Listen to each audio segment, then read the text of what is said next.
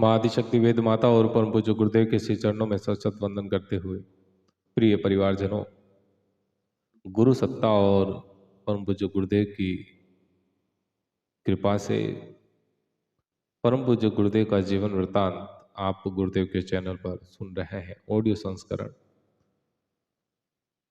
पूरा ध्यानपूर्वक सुनिएगा। गुरुदेव के ये वांग्मय है, गुरुदेव ने अपना जीवन कैसे जिया, एक युग ऋषि ने 80 वर्ष में कैसे 800 साल का कार्य किया। पूरा डिटेल से आप गुरुदेव के बारे में जान पाएंगे। कैसे एक बीज जो गलकर वट वृक्ष बना,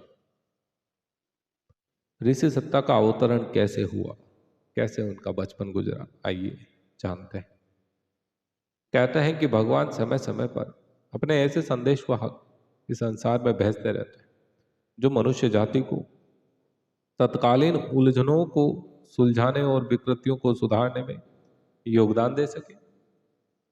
देवदूत स्वयं ही सब कुछ नहीं कर लेते, वे लोक चेतना उत्पन्न करते हैं और जन समाज में लोक मंगल की भावना को प्रखर बनाकर अनेक परमार्थ परायण व्यक्ति उत्पन्न कर लेते।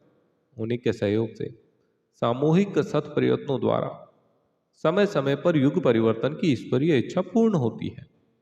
अवतारी देवदूतों के क्रियाकलाप सदैव इसी स्तर के होते हैं। हम सबका सौभाग्य ही है कि विश्व के प्रकाश स्तंभ महामानवों और देवदूतों की श्रृंखला में एक नई कड़ी के रूप में परम पूज्य गुरुदेव का उदय हुआ। लगता है भारत ही नहीं, सारे विश्व की विषम परिस्थितियों के निवारण, अनुकूल परिस्थितियों को लाने के लिए उन्हें भेजा गया था। इन विषम परिस्थितियों में साधन रहित एक सामान्य सा दिखाई देने वाला व्यक्ति उतना कर ही नहीं सकता जितना परम पूज्य गुरुदेव ने कर दिखाया। परम पूज्य गुरुदेव पंडित श्री राम शर्मा आचार्य का जन्म एक सुसंस्कृत और सुसंपन्न ब्राह्मण परिवार में हुआ था। उनके परदादा पंडित मोतीलाल शर्मा अपने समय के मूर्धन्य विद्वान थे। पौरोहित्य कर्म के लिए अपने समय में बेहद लोकप्रिय रहे। सनाड्य ब्राह्मण कुल में जन्मे भारद्वाज गोत्र और राजौरिया उपगोत्र वाले श्री मोतीलाल, जो मूलतः कातकी के निवासी, कातकी उत्तर प्रदेश में स्थित है, उनके पूर्वज कातकी से मोहम्मदी, तदुपरांत मरसेना में आए, वहां से आवलखेड़ा आगरा में आकर बसे। उनके दो पुत्र व दो पुत्रियां थी। प्रथम पुत्र थे पंडित रूप किशोर शर्मा, दूसरे पुत्र थे पंडित देवलाल शर्मा। पुत्रियों का नाम था वाचा देवी और कौशल्या देवी। पंडित रूप किशोर शर्मा को विरासत में बचपन से ही सांस्कृतिक आध्यात्मिक वातावरण मिला। अपने समय के वे प्रख्यात ज्योतिषी, वैद्य, समाज सेवी और सदगृहस्थ तपस्वी बने। इनके दो विवाह हुए। प्रथम विवाह बीकनपुर में अनार देवी से, जिनका 20 वर्ष की अवस्था में निसंतान निधन हो गया, और दूसरा विवाह सलेमपुर की कन्या श्री यशोदा देवी के साथ हुआ, जिनसे 4 पुत्र उत्पन्न हुए। प्रथम पुत्र था पंडित ज्योति प्रसाद शर्मा, दूसरे पुत्र थे पंडित द्वारका प्रसाद शर्मा, तीसरे पुत्र थे पंडित भूदेव प्रसाद शर्मा, जिनकी 18 वर्ष की अवस्था में अल्पायु में ही मृत्यु हो गई, और चौथे पुत्र थे राम प्रसाद शर्मा। चिरंजीवी तीनों पुत्रों को पिता के 3 गुण विरासत में प्राप्त हुए। पंडित ज्योति प्रसाद शर्मा जो थे वो ज्योतिषाचार्य हुए, जिनके ज्योतिष ज्ञान की किंवदंतियां उस क्षेत्र में आज भी प्रचलित है। दूसरे पुत्र थे पंडित द्वारका प्रसाद शर्मा, जो पिता से आयुर्वेद का ज्ञान प्राप्त किया और निशुल्क चिकित्सा करने के लिए उस क्षेत्र में अभी भी प्रसिद्ध है, प्रसिद्धि उनकी अभी भी है। और जो चौथे पुत्र थे श्री राम प्रसाद शर्मा, अपने समय के गणमान्य लोकसेवी, राजनयिक तथा जमींदारी का कामकाज देखने वाले व्यक्ति थे।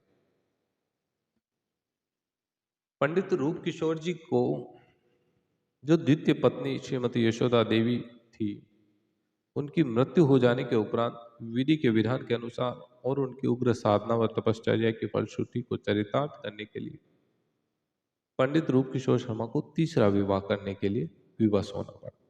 उनका तीसरा विवाह बुर्ज नौजी पोस्ट और थाना सहपाऊ मथुरा के पंडित लीलाधर शर्मा की शीलवती व बाल तपस्विनी कन्या कुमारी दानकुवरी देवी के साथ संपन्न हुआ। इनसे पंडित रूप किशोर को तीन संतानें हुई। प्रथम थे मानवता के अनन्य पुजारी ब्रह्मर्षि गायत्री माता के वरद पुत्र, प्राणी मात्र के सहज सहचर, युग पुरुष, युग दृष्टा, युग प्रवर्तक, विश्व बंधुत्व के एवं विश्व शांति के समर्थक पोषण, अभिनव विश्वामित्र, वेद मूर्ति, तपोनिष्ठ पंडित श्री राम शर्मा आचार्य। इसके उपरांत दो पुत्रियां और हुई। प्रथम किरण देवी और द्वितीय थी राम देवी। देव योग से आचार्य जी पिता का स्नेह कम प्राप्त कर सके। पंडित रूप किशोर जी की मृत्यु आचार्य जी की 12 वर्ष की आयु के अवसर पर हो गई। इनका लालन पालन वात्सल्यमयी माता दानकुवरी देवी की स्नेह छाया संपन्न होता रहा। उनके त्याग तप तथा पिता के तपस्वी रूप का संस्कार बीज रूप में आचार्य जी को प्राप्त हुआ, जो कालांतर में वट वृक्ष के रूप में विकसित हुआ। पंडित रूप किशोर जी का अपने क्षेत्र में बड़ा मान सम्मान था। अनेक धनी मानी राजा महाराजा इनके मित्र थे, जो अधिकतर इनसे मिलने आया करते। इनकी श्रीमद् भागवत की कथा सुनने के लिए जनसमूह उमड़ा करता था। वे निष्प्रय भाव से भगवत कथा सुनाया करते थे। इनके प्रभाव से एक डाकू का हृदय परिवर्तन हो गया। उन दिनों आवलखेड़ा से 1 किलोमीटर दूर चौपड़ा नामक एक गांव था। उस गांव में धांधु नाम का एक डकैत रहता। वो बहुत ही हट्टा कट्टा और बलवान था। ऐसा बताया जाता है कि उसमें 20-30 आदमियों की ताकत थी। उस इलाके में उसका बड़ा आतंक था। एक दिन उसकी मुलाकात पंडित रूप किशोर जी से हो गई। उन्होंने उसे समझाया बुझाया। इसका प्रभाव यह हुआ कि वह उनके चरणों में गिर पड़ा और उनकी शरण में आ गया। पंडित जी का उस इलाके में प्रभाव था।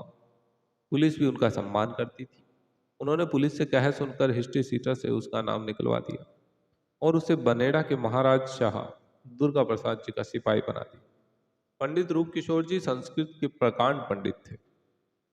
उन्होंने स्कंद पुराण, गरुड़ पुराण, भागवत और महाभारत की टीकाएं लिखी थी। आयुर्वेद की भी एक पुस्तक लिखी। उनकी यह हस्तलिखित पुस्तकें अभी तक सुरक्षित हैं। गुरुदेव को अनेक संस्कार पैतृक संपत्ति के रूप में उनके अपने पिताजी से मिले।